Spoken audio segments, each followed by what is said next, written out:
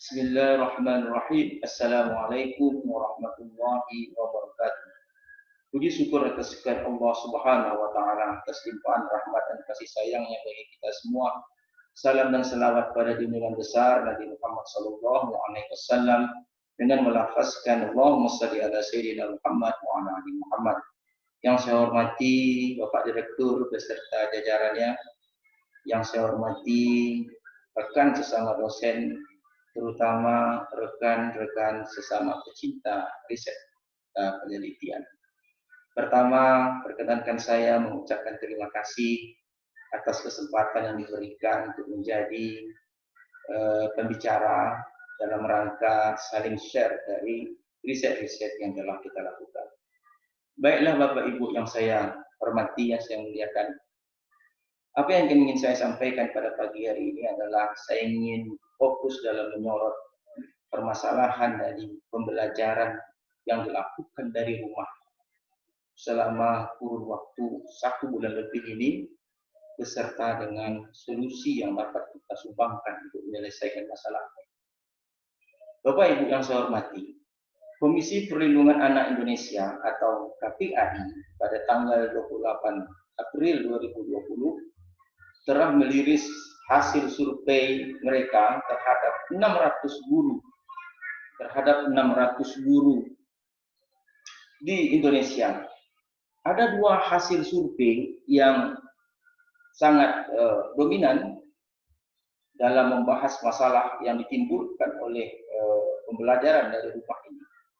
Yang pertama adalah biaya lebih yang dimunculkan, terutama dalam pembelian kuota internet, dan yang kedua adalah kebingungan dalam melakukan sistem atau metode pembelajaran yang tepat. Bapak Ibu yang saya muliakan, kalaulah hanya 3 atau sampai 5 hari kita dirumahkan untuk melaksanakan kegiatan belajar mengajar, kami di Sumatera, khususnya saya di Pekanbaru, itu sudah mempunyai pengalaman. Ketika hutan terbakar, terjadinya asap yang pekat, maka kita telah diinstruksikan untuk pulang ke rumah masing-masing. Dan ini telah dilakukan berkali-kali, sehingga kita tahu apa yang kita lakukan.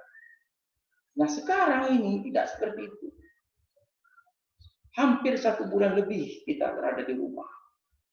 Dan tidak ada satupun lembaga riset yang berani memastikan kapan situasi ini berakhir.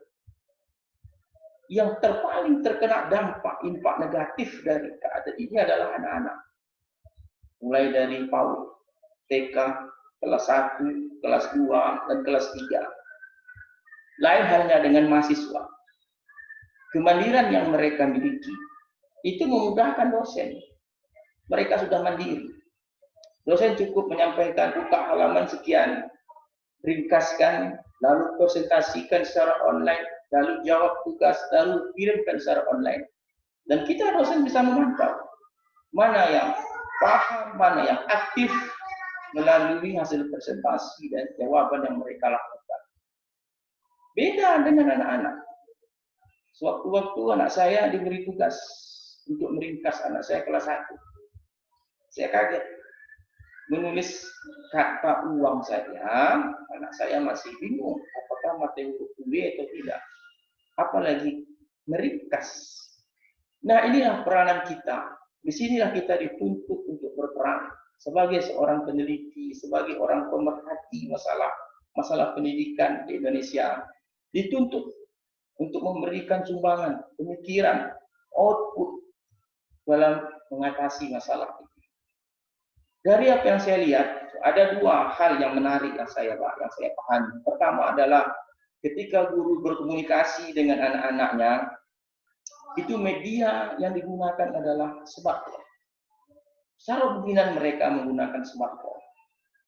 Tidak komputer, tidak internet, smartphone.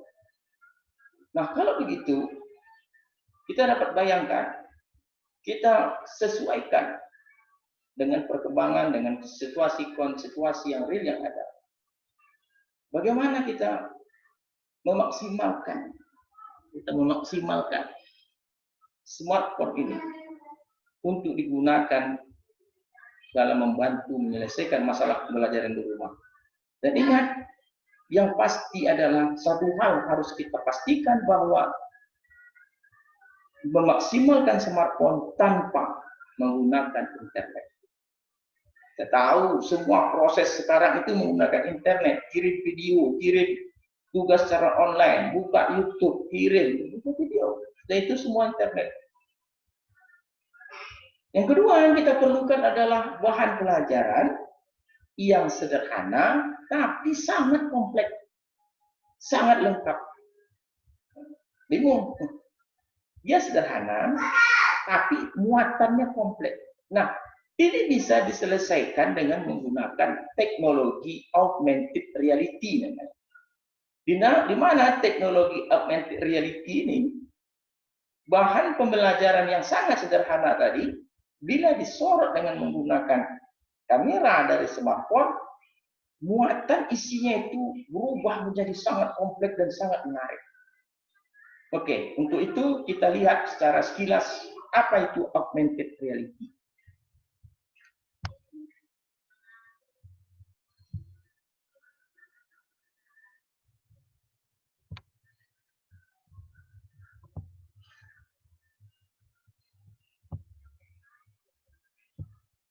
Nah, augmented reality itu pada dasarnya ada 4 bagian. Yang pertama, ini yang saya sebut tadi sebagai bahan pembelajaran yang sangat simpel. Dalam hal ini, saya mencoba memberikan pengajaran doa-doa singkat kepada anak-anak. Jadi dalam media tulis tadi, itu cukup doanya saja, bahasa Arabnya, translate ke bahasa Indonesia dan bahasa Inggris, cukup itu saja.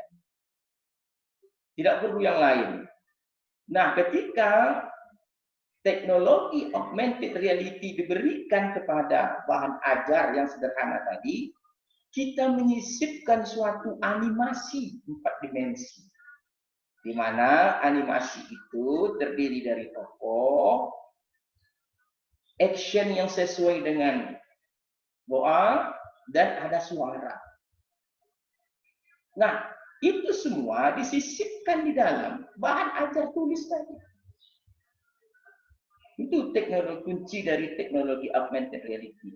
Nah, setelah teknologinya selesai semua, sudah ada aktor, ada suara, ada musik, dan segala macamnya, lalu langkah berikutnya adalah aplikasi tadi kita kemas dalam satu simbol atau satu gambar atau apa namanya, lalu kita kirimkan ke Play Store, kita daftarkan ke Play Store seperti nama kita.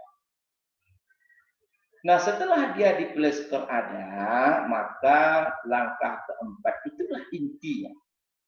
Bagaimana smartphone tadi dapat memaksimalkan isi dalam media tulis tadi. Nah, untuk lebih jelasnya lagi, kita akan saksikan videonya. Seperti apa betul teknisnya.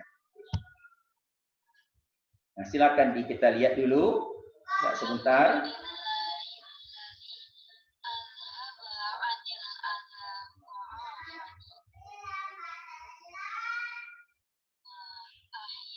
Nah, lihat.